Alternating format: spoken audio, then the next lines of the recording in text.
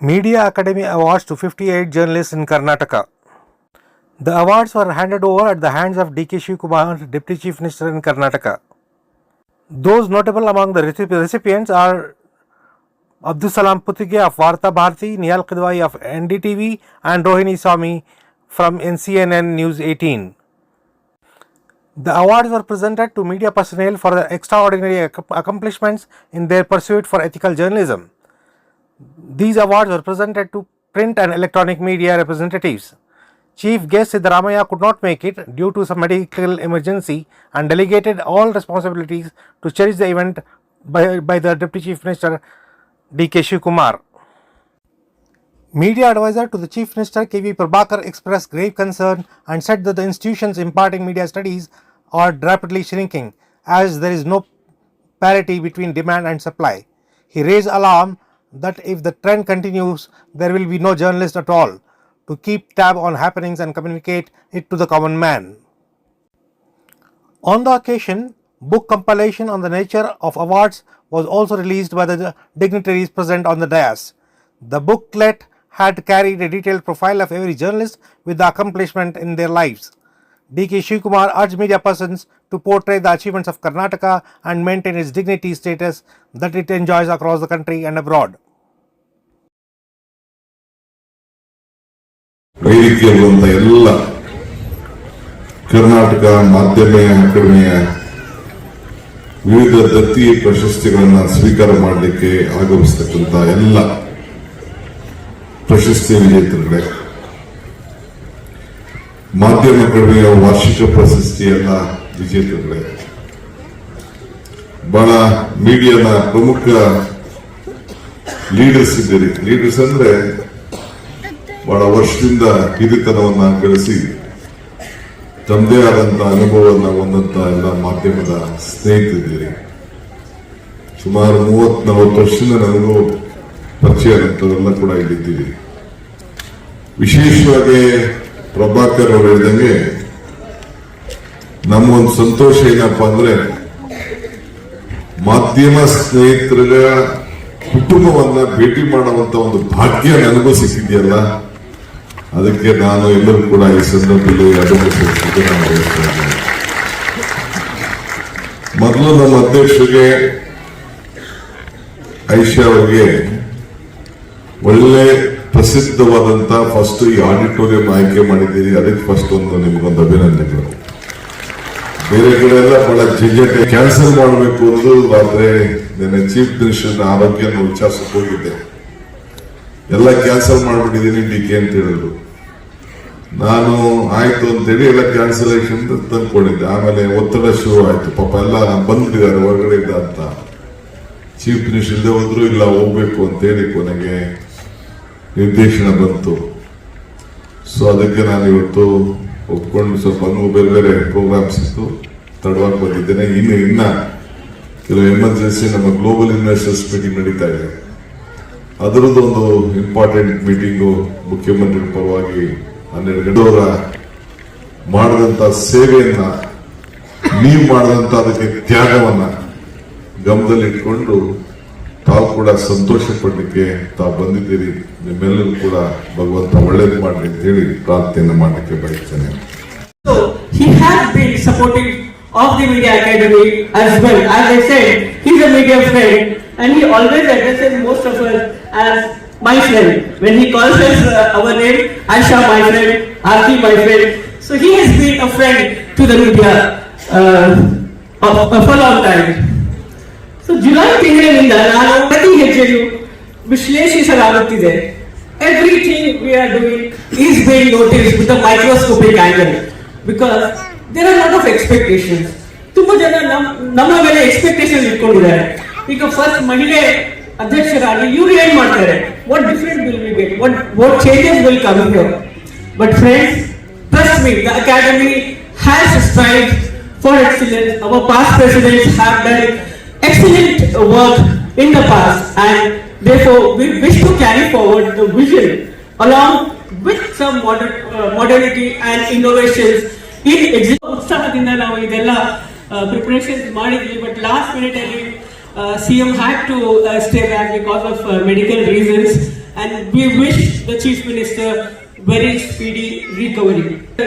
All of you are here, and most of all, the ambassadors of excellence in journalism, the awardees here 2023 and year 2024, all the awardees, the ambassadors of journalism, and also the ambassadors of the Karnataka Media Academy. They are all here. I welcome all of them. My dear star colleagues, the members of Karnataka Media Academy. I take liberty to skip all the names now because we have very less time. And also welcome to all the family members who have come all the way from across the state. ಇಡೀ ರಾಜ್ಯದಿಂದ ಬಂದಿರುವ ಎಲ್ಲ family ಮೆಂಬರ್ಸ್ನ ಇಲ್ಲಿ ಹಾರ್ದಿಕ ಪೂರ್ವಕವಾಗಿ ನಿಮ್ಮನ್ನೆಲ್ಲ ಸ್ವಾಗತಿಸುತ್ತೇನೆ. ನಾವೀಗ just ನಾಡಗೀತೆ ಕೇಳಿದ್ದೀವಿ. ಕುವೆಂಪು ಅವರ ಫ್ಯೂ ಲೈನ್ಸ್. ಸರ್ವ ಜನಾಂಗದ ಶಾಂತಿಯ ತೋಟ, ರಸಿಕರ ಕಂಗಳ ಸೆಳೆಯುವ ನೋಟ, ಹಿಂದೂ ಕ್ರೈಸ್ತ ಮುಸಲ್ಮಾನ ಪಾರಸಿಕ ಜೈನರ ಉದ್ಯಾನ. ಇನ್ಫ್ಯಾಕ್ಟ್ ಈ ಹಾಲ್, ಈ ಆಡಿಟೋರಿಯಂ ಇದಕ್ಕೆ ಸಾಕ್ಷಿ ಆಗಿರುತ್ತದೆ. ಇವತ್ತು ಎಲ್ಲರೂ ಇಲ್ಲಿದ್ದಾರೆ, ಎಲ್ಲರಿದ್ದಾರೆ. ತಮ್ಮ ಸೇವಾ ಅವಧಿಯ ಉದ್ದಕ್ಕೂ ಪತ್ರಕರ್ತರಾಗಿದ್ದಂಥವರು ಶ್ರೀ ಆಚಾರ್ಯ ಶಿವಣ್ಣ.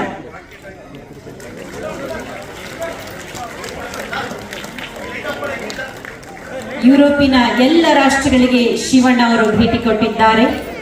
ಕರ್ನಾಟಕ ಮಾಧ್ಯಮ ಅಕಾಡೆಮಿಯು ಈ ಬಾರಿ ಪತ್ರಿಕೋದ್ಯಮದ ಜೀವಮಾನ ಸಾಧನೆ ಪ್ರಶಸ್ತಿ ನೀಡಿ ಆಚಾರ್ಯ ಶಿವಣ್ಣ ಅವರನ್ನು ಹೆಮ್ಮೆಯಿಂದ ಗೌರವಿಸಿದೆ. ಅವರಿಗೆ ಅಭಿನಂದನೆಗಳು. ಯಶಸ್ವಿಯಾಗಿ ಪ್ರಕಟವಾಗುತ್ತಿರುವ ವಾರ್ತಾ ಭಾರತಿ ಪತ್ರಿಕೆಯ ರೂವಾರಿ ಅಬು ಸಲಾಂ ಬುದ್ದಿಗೆ ಆದರೂ ಸಹ ನಾವು ಯಾರು ಚಪ್ಪಾಳೆ ಹೊಡೆಯೋದಕ್ಕೆ ಮನಸ್ಸು ಮಾಡ್ತಾ ಇದ್ದಾರೆ. ತಮ್ಮ 16ನೇ ವಯಸ್ಸಿನಿಂದಲೇ ಬರವಣಿಗೆಯನ್ನು ಆರಂಭಿಸಿದವರು ಇವರು. ದನಿ ಕಳೆದುಕೊಂಡವರಿಗೆ ದನಿ ನೀಡುವ ಉದ್ದೇಶದಿಂದ ವಾರ್ತಾ ಭಾರತಿ ಪತ್ರಿಕೆಯನ್ನು ಹುಟ್ಟು ಹಾಕಿದ್ದಾಗಿ ತಿಳಿಸಿದ್ದಾರೆ. ಇದ್ರ ಜೊತೆಗೆ ಮಾಧ್ಯಮ ಕಮ್ಯುನಿಕೇಶನ್ ಸಂಸ್ಥೆಯ ಆಡಳಿತ ನಿರ್ದೇಶಕರಾಗಿ ಕಾರ್ಯನಿರ್ವಹಿಸ್ತಾ ಇದ್ದಾರೆ. ರೇಡಿಯೋ ಟಿವಿ ವಾಹಿನಿಗಳಿಗೆ ಲೇಖನ, ಚಿಂತನೆ ಹಾಗೂ ನಾಟಕಗಳನ್ನು ಬರೆಯುವ ಶ್ರೀ ಅಬು ಸಲಾಂ ಬುದ್ದಿಗೆ ಅವರಿಗೆ ನಾಡಿನ ಸಮಸ್ತ ಜನತೆಯ ಪರವಾಗಿ ladies and gentleman Shri Abu Salam ಬುದ್ದಿಗೆ ಅವರಿಗೆ ಅಭಿನಂದನೆಗಳು. ಕಂಗ್ರಾಚ್ಯುಲೇಷನ್ಸ್. ಜೀವಮಾನದ ಸಾಧನೆಯ ವಿಶೇಷ ಪ್ರಶಸ್ತಿ ಮೂಲಕ ವೃತ್ತಿ ಬದುಕಿಗೆ ಪ್ರವೇಶ. 1997ರಲ್ಲಿ ಆಂದೋಲನ ಇಂಗ್ಲಿಷ್ ಇನ್ ಕರ್ನಾಟಕ ಮಾಧ್ಯಮ ಅಕಾಡೆಮಿ. ಶ್ರೀಮತಿ ಮಾಲತಿ ಭಟ್ ಅವರ ಕುರಿತು ಹೇಳಬೇಕಾದ್ರೆ 2015ರಲ್ಲಿ ಸುದ್ದಿ ಸಂಪಾದಕತೆ ಕುರಿತ ಲೇಖನಕ್ಕಾಗಿ 2009ರಲ್ಲಿ ಪ್ರತಿಷ್ಠಿತ ಚಿಕ್ಕ ಪ್ರಶಸ್ತಿ. ಹಾಗೆಯೇ ಹಲವು ಸಾಧನೆಗಳನ್ನು ಇವರು ಮಾಡಿದ್ದಾರೆ. ಪ್ರವಾಸ ತಾಣಗಳಿಗೆ ಭೇಟಿ ನೀಡಲು ಹಿರಿಯ ನಿರ್ಮಾಪಕರ ರಾಜ್ಯೋತ್ಸವ ಪ್ರಶಸ್ತಿ ಸಹ ದೊರಕಿದೆ.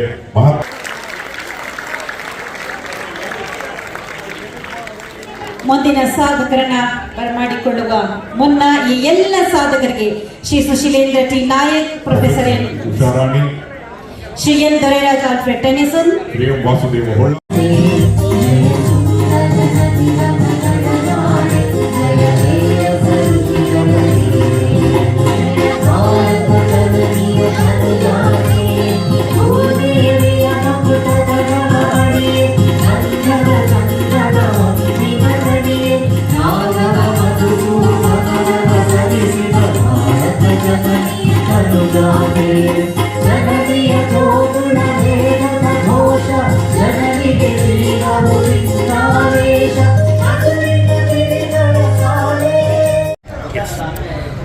Well, I'm not just honored and humbled, but it's also a huge responsibility for all of us, because it is important to understand that an award is something that means you have to contribute to the future generations to take it forward as well.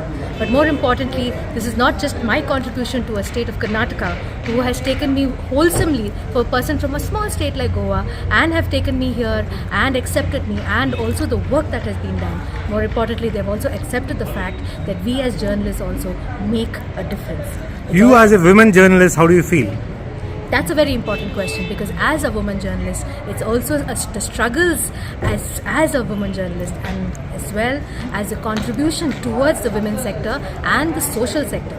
That is what is important. And what today, the award that has been given is not for my work, but the work for all the other women who have contributed to this field. Sir, in recognition of your contribution to English journalism here in Bangalore, you have been awarded today by the Media Academy. How do you feel after receiving the award? I feel very good, and I'd like to say that media work is teamwork really. Journalism is all about getting support from your team and giving support to your team. And I'd especially like to thank our editor, Ms. Santwana Bhattacharya, our resident editor in Bangalore, Neeraj Mudur, and Mr. Ramu Patil, who's associate editor, who's assistant resident editor, especially for all their support, for all their love they've showered on me, and for all the support of the entire organization. So I'd like to say that without the team, an individual journalist is really not able to do much. Recognition of credible news, NDTV reporter has been awarded today. So today you have been recognized. How do you feel being at this place after receiving the award?